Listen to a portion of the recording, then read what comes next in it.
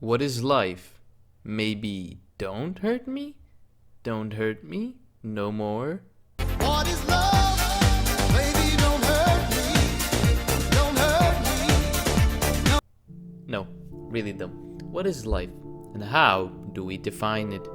Can we even define living without mentioning the concept of death? But what happens during that concept? What happens when one passes? Are you gone forever? Is there a heaven? Do you reincarnate until you reach nirvana? Or what? Well, I can't truly answer that question, but I can share my opinion on why nothing ever truly ends. So, what do I mean by nothing ever truly ends? To answer that, I will first need to talk about the concept of previous lives. As most of you know, a lot of people believe that they had lives before this one, and that those previous lives happened in the past, and they were sometimes famous people or sometimes random people, but most importantly that they lived life before and simply can't remember it. Now, I personally believe that that idea is a tad bit stupid, however there might be a hint of truth in it.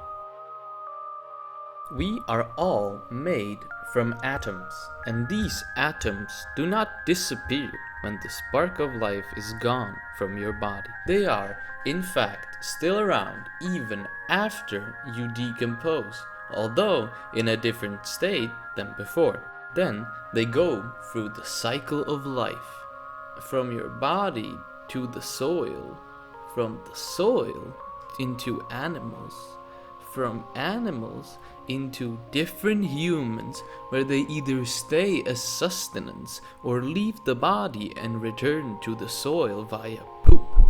When a person is gestating a baby in their body, they need to nurture that baby with sustenance, which can come from the particles of someone's deceased body. Now, all the particles left by your corpse aren't necessarily going to find their way into a new organism, but inevitably, some of them will. But what does this have to do with the concept of previous lives? Well, if other people's particles are left after they are gone, and can get into people in the form of nutrients, then, hypothetically, the previous lives could be explained by you being made up of loads and loads of people. Kind of like a Frankenstein's monster made from particles of people from the past.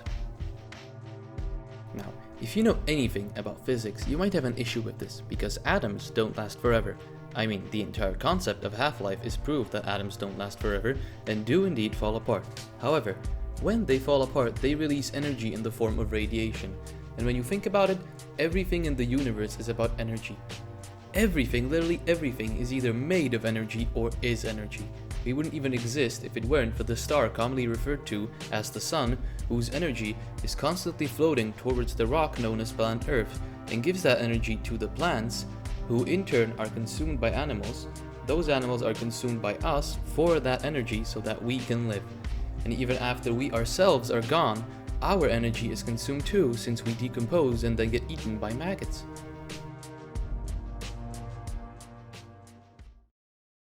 When the universe began, it was with a blast full of energy.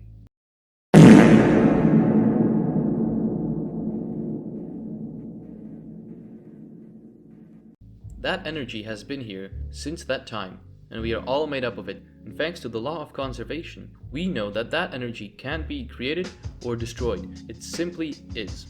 And since our consciousness is created by energy, I do not believe that it dies. I believe that it simply breaks apart into tiny puzzle pieces, waiting to be put back together. However, unlike a normal puzzle, you can exchange the pieces with new ones to get new, exciting results, with the original you still being present even if it's only a fraction of your energy. Now excuse me, I gotta go take a dump.